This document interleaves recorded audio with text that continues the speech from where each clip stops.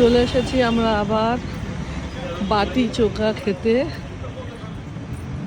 ঠান্ডায় বাটি চোখা তোমার পুরো আমার ব্লগে তোমার পুরো ভিডিও এখন।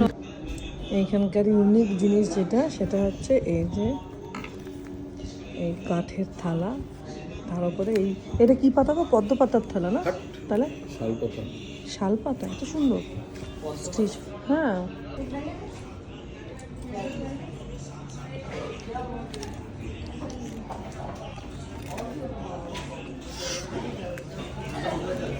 প্লিজ পাপা, এটা আমি অনেক দিন ধরে বলছি তোমার, এরকম করো না।